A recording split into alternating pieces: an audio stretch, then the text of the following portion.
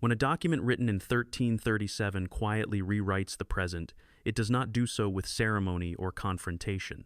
It does so through a name that vanishes from a financial ledger, through a private property that moves into different ownership before the season changes, through a neighbor's land purchased in secrecy to guard a boundary that nobody is yet openly discussing. The British royal family has spent centuries perfecting the art of consequential change delivered without statement, and the sequence of events since Queen Elizabeth II died in September 2022 represents perhaps the most precisely executed version of that tradition in living memory. Every piece of it sits in the public record. None of it has been explained. At the center of this story sits a constitutional mechanism most people outside the institution have never encountered. The Great Charter of the Duchy of Cornwall, drafted in 1337, solved a medieval problem in a medieval way: how to financially support the heir to the throne without requiring a fresh act of parliament every time the line of succession shifted. The answer was land, rights, and automatic transfer. When the status of the heir changes, the duchy moves with it instantly. No vote required, no ceremony needed. When Elizabeth II died, that charter activated the moment she drew her last breath, and Prince William became the 25th Duke of Cornwall before the formal mourning rituals had even begun. More than £1 billion in assets across dozens of English counties passed under his authority, along with final say over staff appointments, contracts, and every financial arrangement tied to that historic portfolio. The system ran its transfer the way it always has, without hesitation, without sentiment, without looking back at what it was leaving behind. For Queen Consort Camilla, that transfer carried an immediate and personal consequence.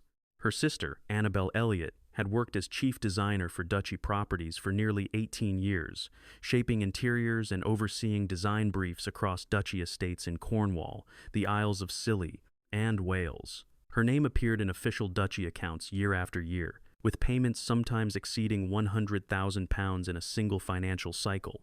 That arrangement survived Elizabeth's death, survived Charles's formal coronation, and survived the public disclosure of his cancer diagnosis in early 2024. What it did not survive was the first full financial year operating under William's independent authority. When the 2023 to 2024 duchy accounts were published, Annabelle Elliot's name had simply ceased to appear. No statement accompanied the removal, no transition period was announced, and no acknowledgement of 18 years of recorded work was offered. The ledger closed, and the institution continued forward in complete silence. Joe Little, editor of Majesty magazine, addressed the situation with measured language. William now holds final authority over reviews of that kind, and under his leadership, previous arrangements were assessed and concluded without public ceremony or explanation. Royal commentator Emmy Griffiths sharpened the picture by adding a detail that changes its meaning considerably. Elliot was removed from the duchy payroll, yet she continued working for Charles and Camilla privately on estates, including Balmoral and Sandringham. That split between official removal and private continuity reveals two separate systems functioning inside the same household simultaneously, one governed by an ancient charter that bends for no one, and the other held together by personal loyalty that no legal document can either guarantee or dissolve with a signature. Christopher Anderson describes the relationship between William and Camilla as cold tolerance. She reportedly feels intimidated by him, and that emotional distance has allowed administrative decisions to pass through the system without personal negotiation. William, shaped by his father's cancer diagnosis and carrying the weight of a crown still managing public credibility, has pursued structural clarity in his duchy management alongside commitments to homelessness work in Cornwall and net zero targets by 2032.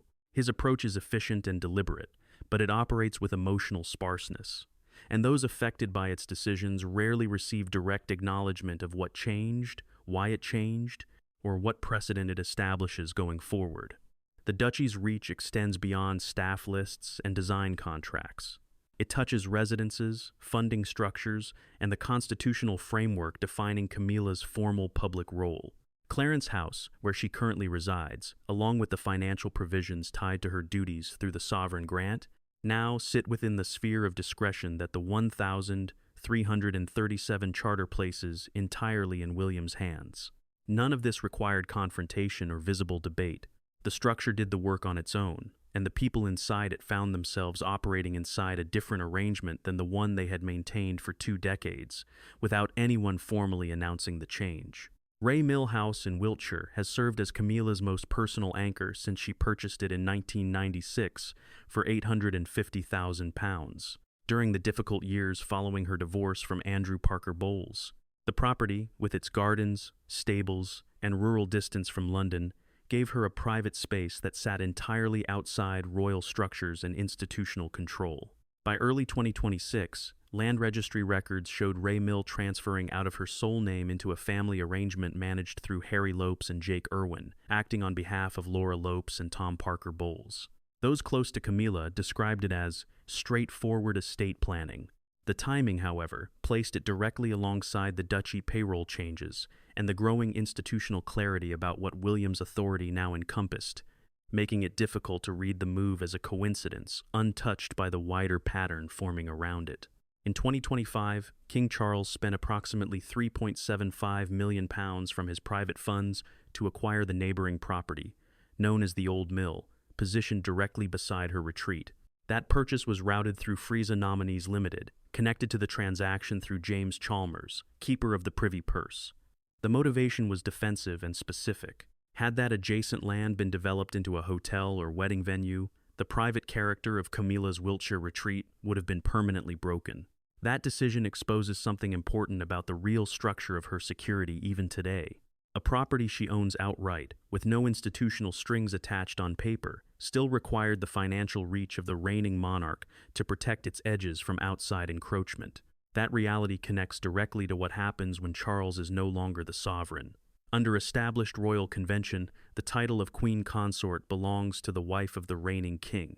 When William takes the crown, Catherine holds that position, and Camilla steps into the designation of Queen Dowager, a title carrying historical dignity but no governing role. There is also one title she can never hold, and the distinction is constitutionally precise. Queen Mother was specific to Elizabeth Bowes-Lyon, who was both the widow of a king and the mother of the next sovereign. Camilla meets neither condition. The constitutional baseline defines her ceiling exactly, and everything above it rests on the personal discretion of William once he holds the crown. What makes the overall pattern compelling is not any single event, but the sequence they form together. A designer with nearly 2 decades of duchy work removed from the official payroll without a public word. A private property transferred into family ownership well before any formal change in sovereignty. A neighboring estate purchased quietly to protect a personal retreat that already belongs outright to the Queen Consort.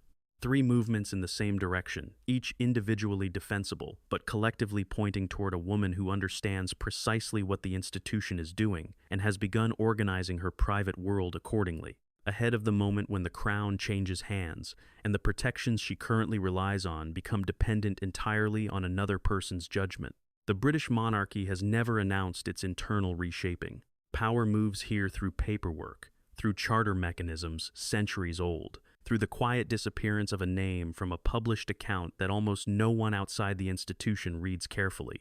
What the 1337 document established was a system designed to function without emotion, transferring authority automatically through law rather than ceremony. The question that lingers is not whether William will eventually reshape the arrangements surrounding Camilla. The charter already ensures he can do precisely that. The question is whether the institutional precision that removed a name from a ledger without a single spoken word can coexist with the human consideration that a figure of Camilla's position, having spent decades inside the hardest years this institution has known, might reasonably expect when the machinery finally turns its full attention toward her world.